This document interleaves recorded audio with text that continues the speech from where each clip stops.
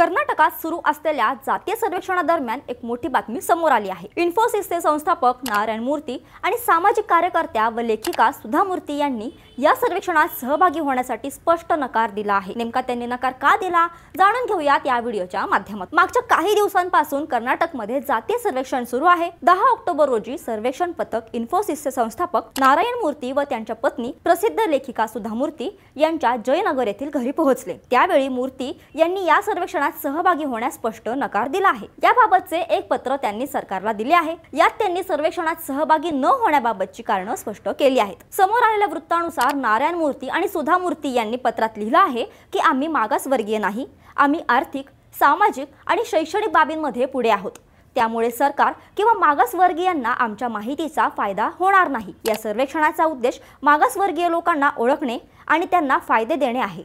अशा परिस्थितीत सहभागी होण्यास आमचा नकार योग्य आहे। त्यांच्या या भूमिकेने राज्यात मोठी चर्चा निर्माण केली आहे। काहींनी त्यांच्या निर्णयाचे समर्थन केले आहे तर काहींनी आदर्श नागरिक म्हणून त्यांनी सहभागी व्हायला हवं होतं अशी टीका केली आहे। कर्नाटकचे उपमुख्यमंत्री आणि बेंगळुरू विकास मंत्री DK शिवकुमार यांनी सांगितलं की सर्वेक्षणात सहभागी होणे ऐच्छिक आहे आणि अनिवार्य नाही।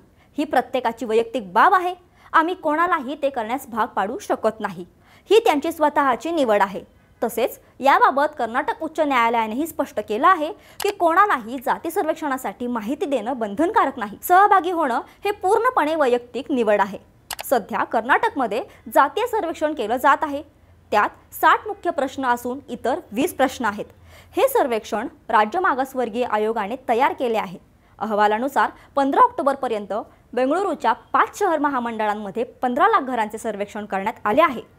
कर्नाटक उच्च न्यायालयाने अलीकडेच सर्वेक्षणावर भाष्य केलं। 25 सप्टेंबर रोजी अखिल कर्नाटक ब्राह्मण महासभेने दाखल केलेल्या याचिकेला उत्तर देताना न्यायालयाने म्हटलं आहे की जनता कोणालाही माहिती देण्यास बांधील नाही। सर्वेक्षणात सहभाग घेणे पूर्णपणे ऐच्छिक आहे। जर कोणी नकार दिला तर सर्वेक्षणकर्ते दबाव आणणार नाहीत। न्यायालयाने आपल्या आदेशात असंही म्हटलं आहे की आयोगाने सहभाग ऐच्छिक असल्याचं सांगणारी सार्वजनिक सूचना जारी करावी। दरम्यान मूर्ती दाम्पत्याच्या या निर्णयाबाबत तुम्हाला काय वाटतं? कमेंटमध्ये आम्हाला नक्की सांगा आणि अशाच बातम्यांसाठी थोडक्यातला नक्की फॉलो करा।